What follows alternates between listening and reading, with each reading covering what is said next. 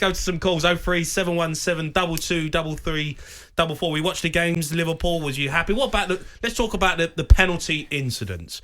The one that Trent Alexander, for me, just gets enough on it on Ryan Fraser, wins the ball. I don't think that's a penalty. A lot of people saying they think it should be. And the header in the box, he's gone down, he's on the floor. Do you think that they should have stopped? Do you think Mike Dean should have stopped play? No. I think the one that the lad's got to get up. I mean, say it's easy to say you got to get up, but I think they've got to play on with that one. Trent Arnold one, I had to watch it 7 or 8 times. Unlike last night's decision, when I thought that's never a penalty on Lacazette. I can see Jason. I thought that straight away. I can see Jason Cundy's argument. You winding me up. I'm not 100% with him, but I can see the argument. Because Kufel does go. He missed times to tackle, but he does win the ball. But look, let's talk about tonight. No, Michael Massey from Formula 1 was obviously sat in the VAR seat for that decision. It's worse than the Formula 1, that decision last night. And David Moyes said, I couldn't believe that. I think he's playing games, David Moyes. He said, I have no point in keep complaining. I'm going to go the other way. Tonight? I've had to look at it 7 or 8 times, and I still can't tell who got the touch. I think Trent just gets enough on it. I always deem a penalty of where the ball ends up. You know, the direction of where the ball is. So you look at last night's the Kufel. You can say it's a pen, but the ball's gone out. So he's obviously got the ball because the ball's gone that way, right? Yeah, it's gone away from the goal. Tonight, Ryan Fraser's in. If he gets a touch and it goes forward, and he gets brought down by Trent, it's a pen. But for me, Trent gets enough of the ball, only a tiny, tiny proportion of it, but the ball goes away from goal. So for me, he can't give the penalty because Ryan Fraser hasn't had any contact on it. Well, I always think if you're looking at it and you're unsure, and you have to keep looking at it, unless you're 100% sure it's a penalty, you can't give it. No. But you think the one where he's down in the box, play on. They've played on. Play on, yeah. Play on. If it's a head injury. It was a phase of play, though. You've got to finish the phase of play out. It's in the box. But not from a head injury. He should stop the game. Mike Dean should see it. He should stop it. Well, did we know what was wrong with the lad? You know, some of them just go down and get up? We don't know. I think you've got to see the phase out. And unfortunately, for Newcastle, they scored. Jota gets a goal. But the other goal, Shelvey's give the ball away again. He done it against Leicester twice. I mean, you when you receive that ball with your back to goal in that slot, Jamie, you played in there. You've got to have your wing mirrors on. You've got a nose creeping up either side of you. You've got to have a pass in your head before you've got it. Yeah. Or don't show for it. Yeah. Unless you know where the ball's going, do not show for the ball. To Shelvey's defence, the pass to him was wrapped at him. You know, it was like a shot. So I think he did have a picture in his head of where he wanted to pass it, but it's come at him quick, and he tried to sort his feet out.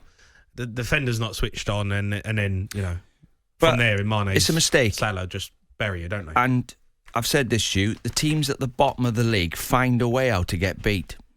When they do it playing well in certain parts of games, and they somehow conjure up something to beat themselves. Self-destruct. That was self-destruct. It was. No, it was. Because they were actually playing all right. So Maximin had some chances. They looked quite solid, and then all of a sudden, bang, they're out of the game.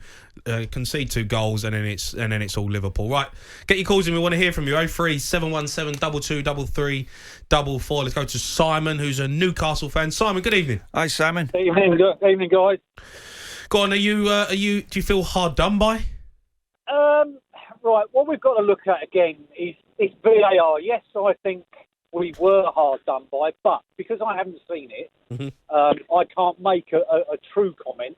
But surely, if like when we're listening to Matt Faith and the other idiot, Gray. He's not an idiot, he's a bit harsh. Mickey Gray's brilliant. No, he's not harsh. If he was to say anything positive about Newcastle in his lifetime, we'd all he played for Sunderland. Played for Sunderland, though, so you can't expect too much. I know he did, but, you know, anyway, getting back to the point, if the referee has not got a clear view, and everybody is saying, including the commentators, that it's a penalty, then VAR should be getting in. Now, Mike Dean never, ever goes to the screen. Yeah. He is VAR. If he makes a decision, he will not be overruled by anything. Now, if they are... But isn't that what you want? You want a manager that referees the game. Sorry, I didn't get that. You want a referee that manages the game. You want a referee that's in charge of the game instead of, we complain about VAR, but now you're asking him to go to VAR when he feels like he's made a good decision. Sometimes you want a ref to just manage the game. But if you're a Liverpool fan, if you're a Liverpool player or you're a Man United player or a Chelsea player, the referee will go to VAR. Now, if that had been if he'd made the right decision, fine, I'll hold my hands up. But if he hasn't made the right decision, again, that's gone against the lower teams in the division. And don't get me wrong, guys, we didn't deserve to win. I'm not saying we should have done. I'm not saying we should have got a point. But you cannot keep going on about VAR and if they're not going to use it. Do you know what? I remember saying to Alan Brazil when VAR first come out. Yeah. Do you know what, Al? Every Monday we're going to be talking about handballs, VAR. That's all we're going to stop talking about the goals. All we're going to be, and it's still going on. This is a few years ago. I'm fed up of talking about VAR now, aren't you? Yes, I am. I don't think it's been that bad this season. How about this? What if you scrapped it? Well, it's never going to happen. It's never going to happen, Simon. It's never going to happen. It's here and it's here to stay forever. Is it though? I know it's not. I like VAR. I think VAR's been better this season. I complained about it a lot. We all want if it's used in the right way, Jamie. If it's used in the right way, I will go with it. But it's not being used correctly. It's one for one referee and different for another referee. Is it still inconsistencies? Yeah, I agree with that. We all want the correct decision, don't we? We don't want to see. You don't want to walk out the stadium and you think we got robbed there. Yeah. You get the right decision, but in getting to that point, what's it taking out of the game? You can't celebrate. Which is why you go and watch a football match. When the ball hits the net, the fans, that's what they go for. The players can't celebrate. Yeah. No. Well, they do, you can't. They're waiting, aren't they? Everything's a foul. Everything's a red card. Everything's a yellow card. Stopping the game. There's good parts of it, but what's it taken away from football? Well, it's taking the enjoyment. All we do is away talk about it, yeah. All right, no, I agree with you. They haven't got it spot on, have they? Well, they haven't got it right. I mean, there's still grey areas, especially around penalties, especially around them situations. There's still grey areas. How long's this been going on, though? It's still subjective. Offsides, I think now, look, it's plain and simple. It's black and white. It's there. You're on or you're off. Yeah, but then they chuck a rule in. We're not going to give soft penalties anymore. They chuck that rule in. So that goes into the mix when the VAR... They chucked in the handball rule. That was they changed that rule, didn't they?